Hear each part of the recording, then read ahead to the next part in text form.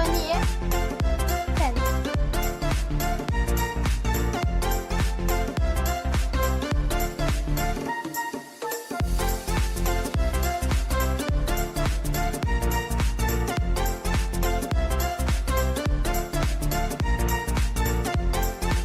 Assalamualaikum warahmatullahi wabarakatuh. Ana Muhammad Akif bin Muhammad Alif. Ana Muhammad Airi Azmi bin Muhammad Adnan. Ana Zahidina bin Muhammad Khairuddin.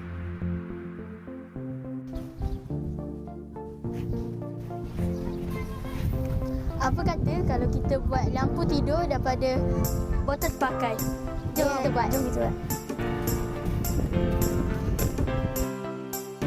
Bahan-bahan dan alatan yang digunakan seperti botol dan bekas plastik, kotak, lampu, pensel marker pen, pembaris, gunting, cutter, screwdriver, plier, gergaji besi, drill, impact driver, skru, gam, solder iron set, selotip dan spray.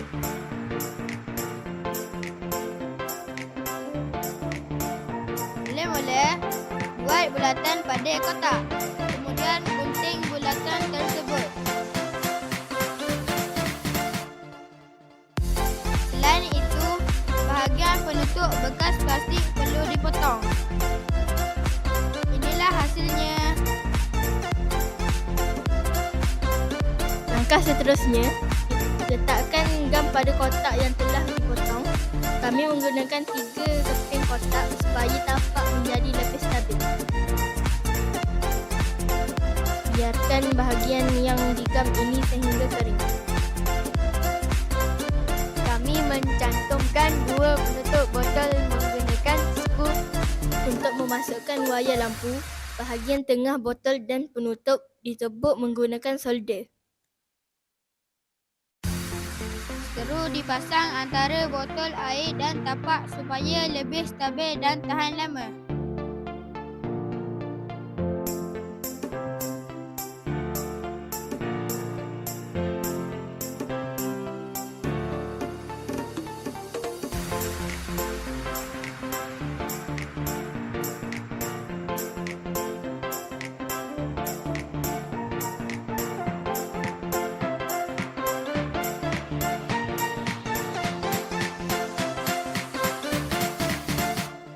Bahagian botol digunting bagi menampakkan lebih menarik.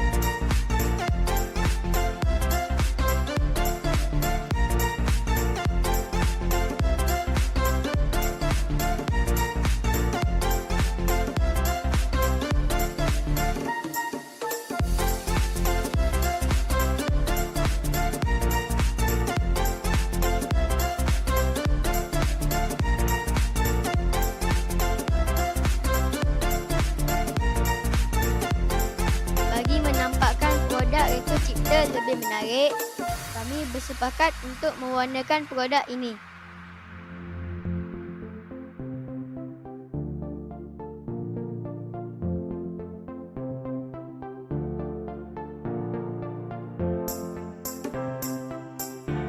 Pastikan cat kering dulu ya. Akhir sekali, kami lekatkan bahagian atas produk dengan skru. Lampu dipinkan di sekeliling botol.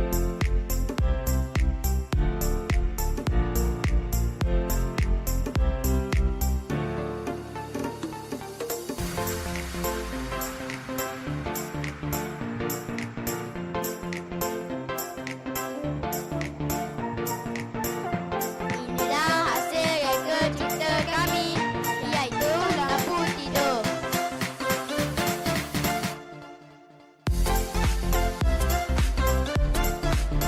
Selamat mencuba.